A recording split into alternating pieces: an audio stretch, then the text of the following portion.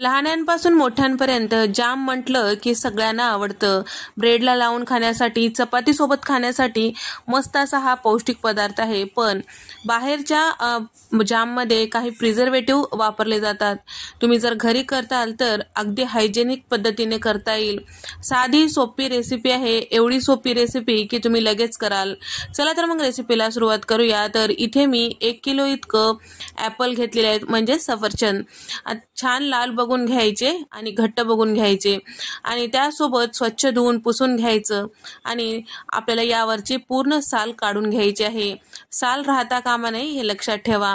तर या ठिकाणी या पद्धतीने हे सगळ्या सफरचंदाचे मी इथे साल काढून घेतलेले आहे, वरचं देठाचा भाग आणि त्याचबरोबर यामधल्या बिया आपल्याला वेगळं करायचं आहे। जमेल तेवढ्या बारीक फोडी आपल्याला करून घ्यायचं आहे। तर या ठिकाणी ॲपल किंवा सफरचंद घेते वेळेस थोडेसे कडक अशा स्वरूपाचे घ्यायचे। जर नरम असतील तर तेवढा भाग आपल्याला कट करून टाकायचा आहे, कारण जर नरम भाग घेताल तर आपलं जाम जे आहे जास्त दिवस टिकणार नाही। या ठिकाणी मी या ॲपलच्या सगळ्या फोडी या पद्धतीने इथे करून घेतलेला आहे। आता आपल्याला याला छान वाफवून घ्यायचं आहे।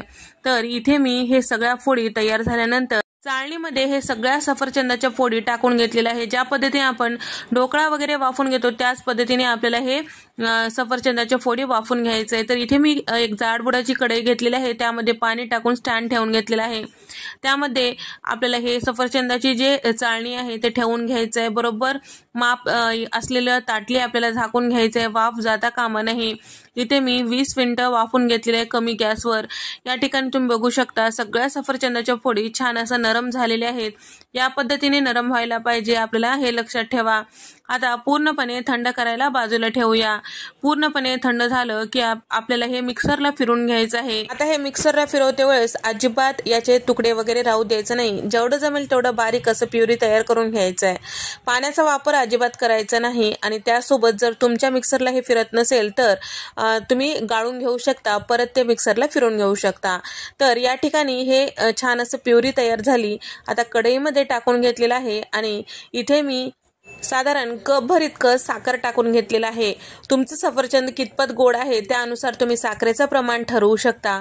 जाम म्हटलं की थोडंसं गोडच असते, त्यामुळे 1 कप इथे मी साखर वापरलेला आहे। आता साखर सगळं यामध्ये व्यवस्थित मिक्स करून घ्यायचं आहे। तर इथे आपल्याला सतत या पद्धतीने मिक्स करत राहायचं आहे, जेणेकरून हे करपणार नाही आणि एकसारखं सगळीकडून शिजेल। मोठा गॅस करायचा नाही, पूर्ण जाम होईपर्यंत आपल्याला गॅसचा फ्लेम अगदी कमी ठेवायचा आहे। थोडंसं याला दाटसरपणा आलं की झाकण लावून आपल्याला हे शिजवून घ्यायचं आहे, जेणेकरून थोडंसं दाटसरपणा आलं की याचे शिंतोड्या अंगावर येऊ शकतात। त्यासाठी आपल्याला झाकण लावून हे वाफवून घ्यायचं आहे किंवा शिजवून घ्यायचं आहे आणि त्याचबरोबर 2-2 मिनिटाच्या अंतरावर आपल्याला हे झाकण काढायचं आहे, त्यानंतर मिक्स करत राहायचं आहे। तर यामध्ये अगदी मार्केटमध्ये मिळतो त्या पद्धतीचा रंग येण्यासाठी पाव चमचा इतकं इथे मी खाण्याचा लाल कलर टाकलेला आहे। ते पूर्णपणे ऑप्शनल आहे, फक्त डोळ्याला दिसण्यासाठी इथे टाकलेला आहे। तुम्हाला जर नाही टाकायचं तर नाही टाकलं तरीही चालतो। त्याचबरोबर अर्धा चमचा वेलची पूड टाकलेला आहे, ते मात्र अवश्य टाका, म्हणजे चव छान येते। आता जामला छान असं दाटसरपणा आलं की या पद्धतीने थोडंसं प्लेटमध्ये टाकून पाहायचं। प्लेटमध्ये टाकून पाहिलं की जेव्हा हे जाम जे आहे एकाच ठिकाणी आहे, कुठल्याही प्रकारचं पसरत वगैरे नाही, तर त्यावेळेस समजायचं की आपलं जाम व्यवस्थित झालेलं आहे। मार्केटमध्ये मिळतो त्याच पद्धतीचं जाम इथे तयार झालेलं आहे।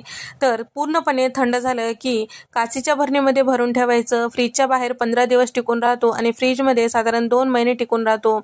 या पद्धतीचं ताजं करून खाल्लं की शरीरालाही छान आणि त्यासोबत आपल्यालाही मनाला वाटतं की घरचं आहे। तर तुम्ही या पद्धतीने कुठल्याही प्रकारचं प्रिझर्वेटिव्ह वगैरे न वापरता ॲपल जाम एकदा नक्की करून पहा। चपातीला लावून किंवा ब्रेडला लावून दिलं तर नक्कीच मुलांना काय मोठ्या नाही आवडेल। व्हिडिओ आवडल्यास व्हिडिओला लाईक करा, चॅनलला सबस्क्राईब करा आणि तुम्हाला हा व्हिडिओ कसा वाटला कमेंट करून सांगा।